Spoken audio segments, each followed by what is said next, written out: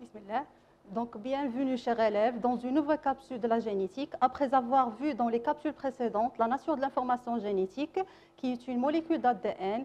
Aussi, on a vu l'expression de l'information génétique, donc de l'ADN jusqu'à la protéine. On a vu aussi comment l'information génétique sera transmise aux cellules précédentes grâce à la mitose.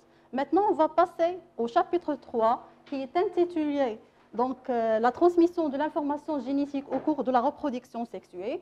Et on va voir ce cours-là suivant ce plan-là. Donc, on va commencer par l'importance génétique de la méiose, le rôle de la méiose dans le brassage allylique, et après, on va voir la fécondation et son rôle dans la diversité génétique. Premièrement, pour l'introduction, la reproduction sexuée est un phénomène biologique qui assure la transmission de l'information génétique d'une génération à l'autre chez les êtres diploïdes. On sait très bien que les êtres diploïdes, donc on a une formule chromosomique de un chromosome, alors que les gamètes sont à un chromosome. Donc les caractères héréditaires aussi d'un nouvel individu, ils sont différents de ceux des parents et des autres membres de la fratrie, mais elles possèdent le même nombre de chromosomes. Aussi, ceci s'explique par deux phénomènes essentiels. Donc le premier phénomène, c'est la méiose, donc qui assure la division des cellules sexuelles diploïdes pour la formation des gamètes haploïdes, grâce à la gamétogenèse. Donc le deuxième phénomène, c'est la fécondation, qui assure l'union de deux gamètes haploïdes pour la formation d'une cellule œuf diploïde. Donc, que désigne la méiose? Quelles sont les principales étapes de la méiose? Et comment la reproduction sexuelle assure-t-elle la diversité génétique et le maintien du karyotype au sein de la même espèce? Commençons premièrement à résoudre la première question. Donc, l'importance génétique de la méiose, mise en évidence de la méiose. On remarque ici le karyotype de la femme, de l'homme, de l'ovule et des spermatozoïdes. Le karyotype, premièrement, c'est une représentation sous forme de photographie de l'ensemble des chromosomes selon la position du centromère. On l'a déjà vu dans le chapitre de l'information génétique.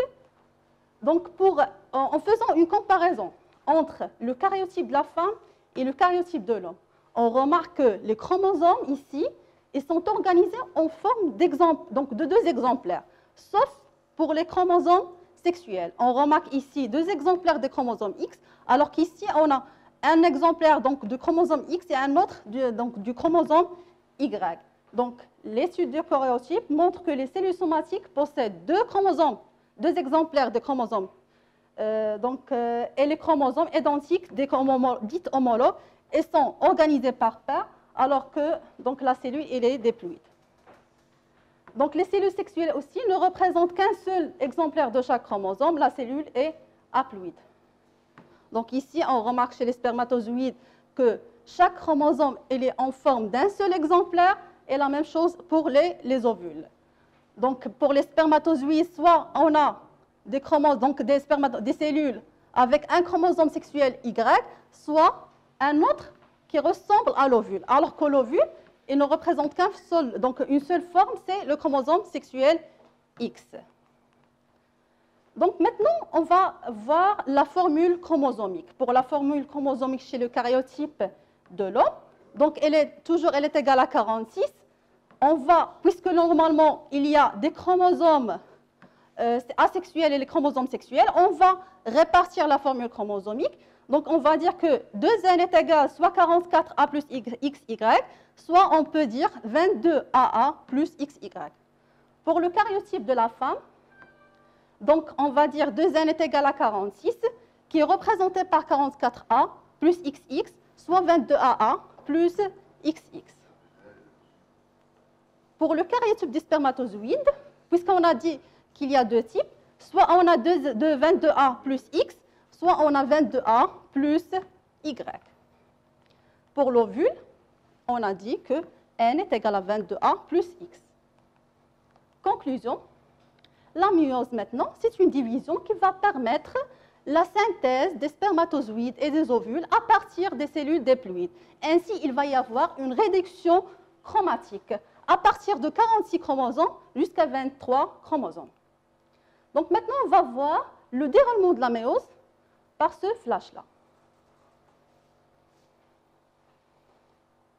Donc ici, on a une cellule qui est représentée de 2 n est égal à 4 chromosomes. On va assister à la disparition de l'enveloppe nucléaire. Donc ici, une forme qui est trop spécifique pour la méiose, qui est tout à fait différente de la mitose. On marque ici l'apparition du fuseau achromatique. Regardez ici, c'est une forme qui est très importante, on va le voir après.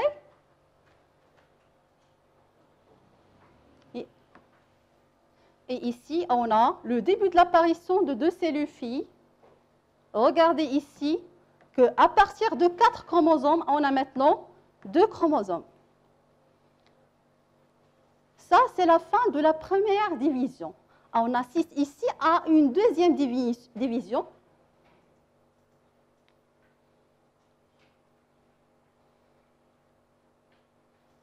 Donc, à partir de 2 chromosomes, on obtient 2 cellules encore qui sont constituées de 2 chromosomes aussi. Donc, la cytosénèse, c'est la cytodiérèse, c'est l'étranglement équatorial. Donc, ainsi, on aura la synthèse de 4 cellules filles. Maintenant, détaillons les étapes de la méiose. Ils sont constitués de 2 divisions. La première, c'est une division réductionnelle. Et la deuxième, c'est une division équationnelle. Donc, débutons maintenant par la division réductionnelle. On va voir les étapes de la division réductionnelle. On va commencer par la première. Regardez ici, on va donner des symboles prophase 1, 2, donc 2, 3, etc. pour différencier les phases de la méiose à ceux de la mitose. Regardez ici, on a pris une cellule à 2 n est égal à, donc 2 n est égal à 6.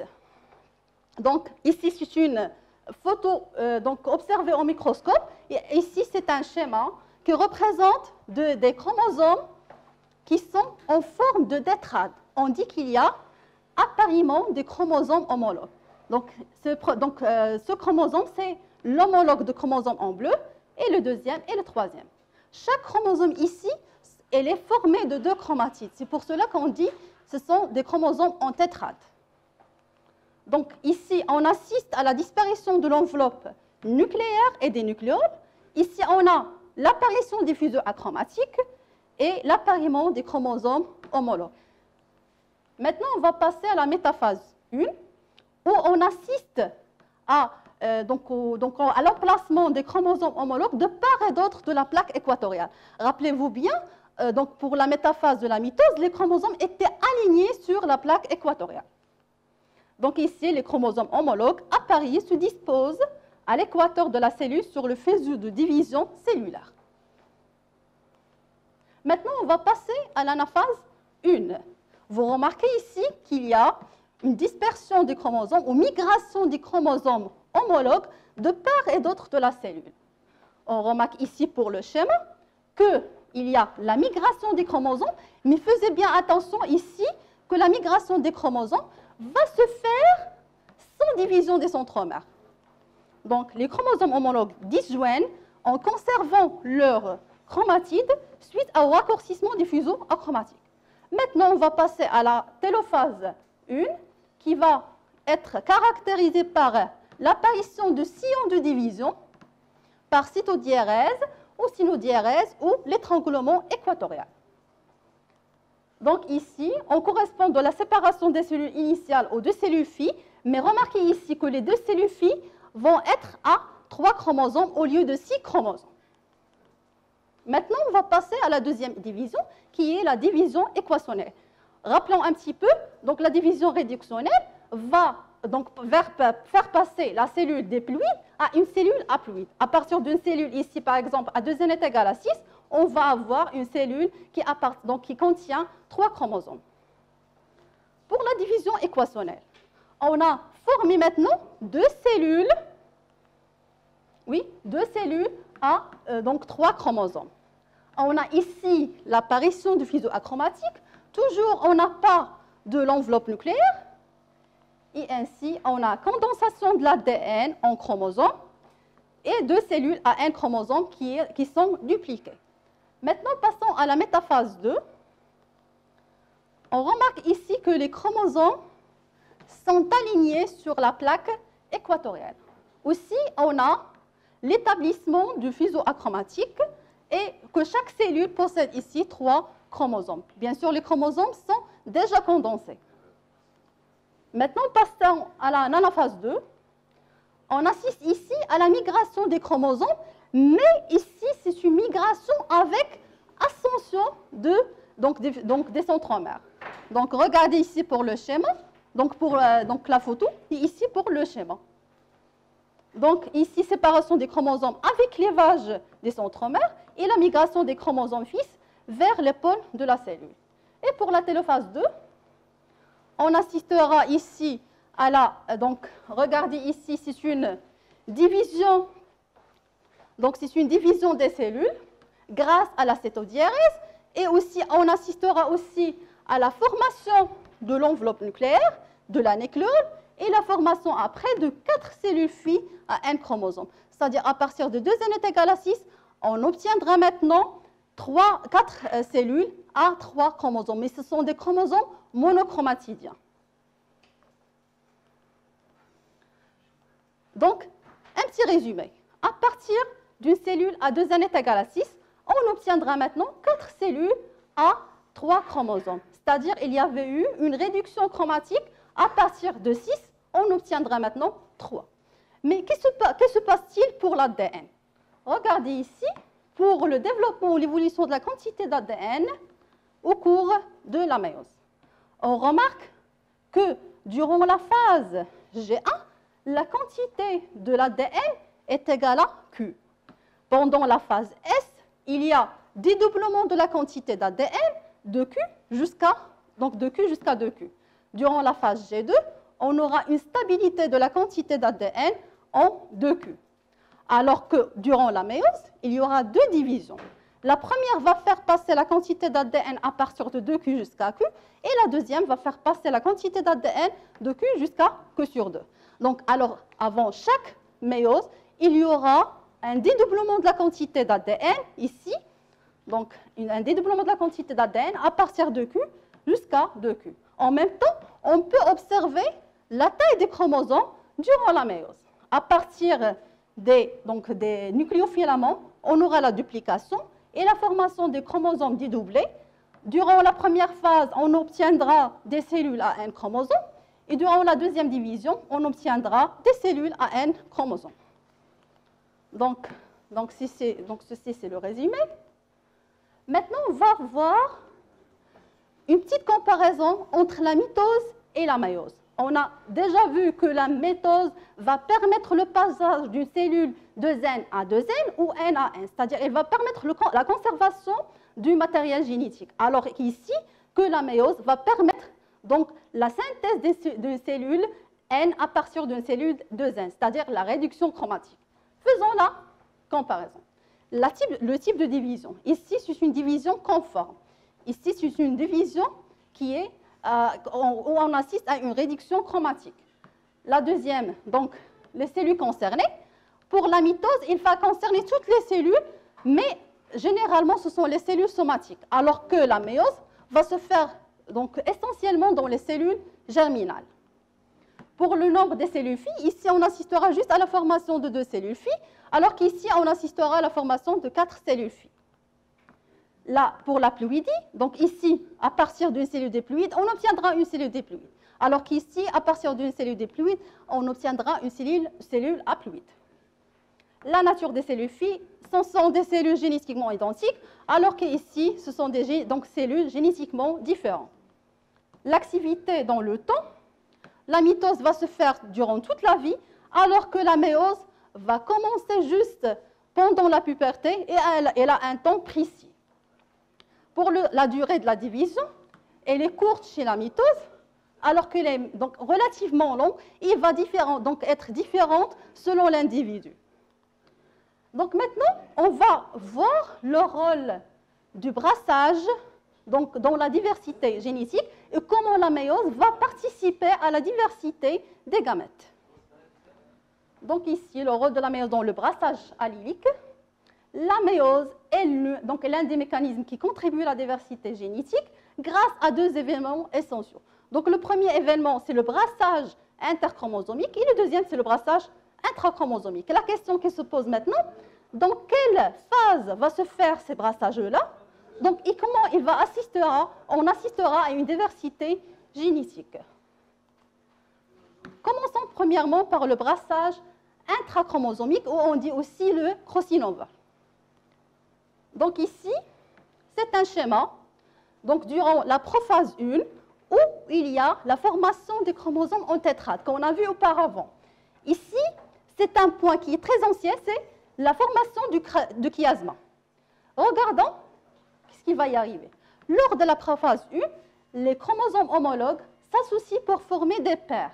On dit que donc soit la formation des bivalents, soit la formation des tétrades, où il y a un échange entre les fragments, entre les deux chromatides des chromosomes homologues. Donc, il arrive que les portions de chromatides appartenant à deux chromosomes homologues s'échangent réciproquement. C'est le phénomène du crossing over. Donc, pour la méiose, ici, soit on assistera à la présence du crossing over, soit il va y avoir des méioses sans crossing over. Prenons un exemple ici du méiose sans crossing over. Donc, on va voir ici l'apparition des gamètes qui sont juste des gamètes parentaux. Alors qu'ici, donc maintenant par exemple, à partir d'un individu hétérozygote qui représente des allèles AB et petit a, petit b, on obtient juste des gamètes parentaux qui représentent soit grand A, grand B, soit petit a, petit b. Mais si on assistera à la présence d'un crossing over, on regarde ici qu'il va y avoir une apparition soit des chromosomes, donc des gamètes parentaux, soit des gamètes recombinés grâce à l'échange des fragments des chromosomes homologues. Ainsi, on peut voir les conséquences du brassage intrachromosomique qui est donc bien sûr une diversité des gamètes grâce à la présence des gamètes recombinés. Maintenant, passons au deuxième type du brassage qui est le brassage interchromosomique. Prenons ici, donc le brassage interchromosomique, quand est-ce qu'il va y avoir la formation de ce type de brassage? Ce brassage-là va être donc fait durant la fin de la métaphase 1, ou on peut dire aussi le début de l'anaphase 1, où il y a la migration aléatoire des chromosomes homologues de part et d'autre de la cellule. Ainsi, à partir d'une cellule de 2n est égal à 4, on peut assister à 4 combinaisons différentes. Donc, lors de la métaphase 1, de la première division de la méiose, les chromosomes du même père sont disposés aléatoirement de part et d'autre de la cellule équatoriale. Ainsi, on peut avoir une migration aléatoire durant l'anaphase 1 de la méiose, où on va assister ainsi à des combinaisons différentes. Les conséquences du brassage interchromosomique. Si on prend une cellule à 2n est égal à 4, on peut avoir 4 combinaisons différentes. Prenons l'exemple maintenant de 2n est égal à 6. On peut assister maintenant à avoir 2 puissance 3 combinaisons différentes, c'est-à-dire 2 puissance le nombre des paires des chromosomes. Si on prend par exemple pour l'être humain est la 2n est égal à 46, c'est-à-dire 23 paires de chromosomes. Donc maintenant, on peut avoir 2 puissance 23 combinaisons différentes, qui est égale à 8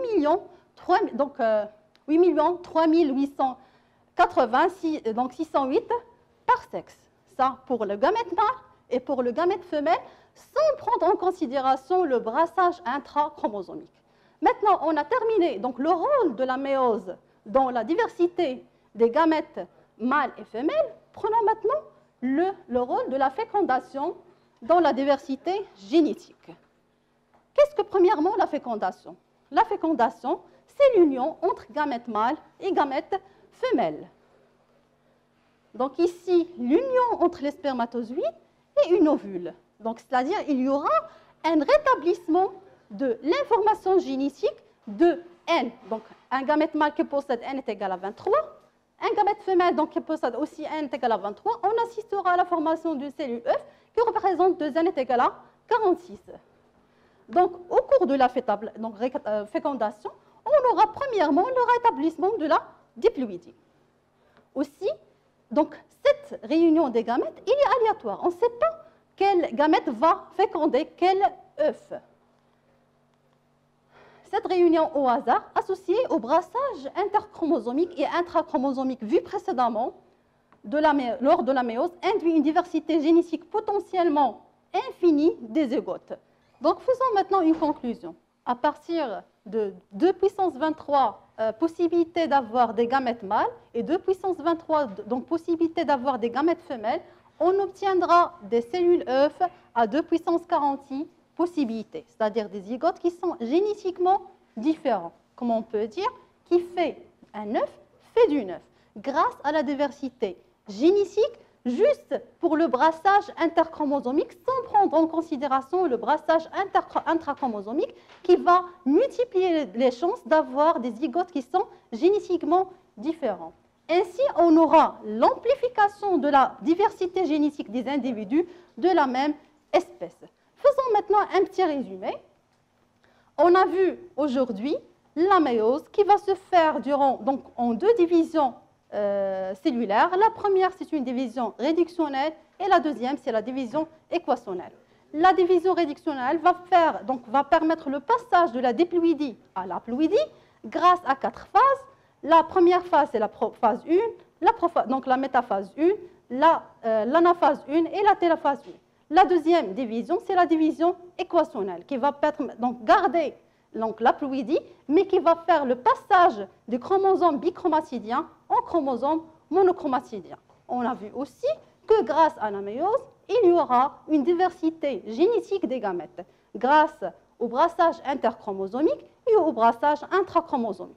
Le brassage intrachromosomique, c'est un brassage qui va se faire durant la prophase 1, où on assistera à un échange des fragments de chromatides des 2 chromosomes homologues. Alors que le brassage interchromosomique, c'est une migration aléatoire de part et d'autre de la cellule durant l'anaphase 1, où on assistera ici à des combinaisons qui sont différentes. Grâce au brassage interchromosomique et au brassage intrachromosomique, on assistera à une diversité des gamètes. Après, on a vu que la fécondation va rétablir la diploïdie des cellules à partir d'une cellule haploïde et une cellule haploïde, donc gamètes mâles et gamètes femelles, on rétablira donc la diploïdie de la cellule œuf. Aussi, on a vu que grâce au brassage vu pour les gamètes mâles et les gamètes femelles, on assistera maintenant à une diversité des gamètes, donc une diversité des ovules, grâce au brassage interchromosomique et au brassage intrachromosomique. Dans la séquence prochaine, Inch'Allah, on va voir la transmission de l'information génétique grâce aux lois statistiques ou ce qu'on appelle aussi la génétique mendélienne. Merci et à la prochaine.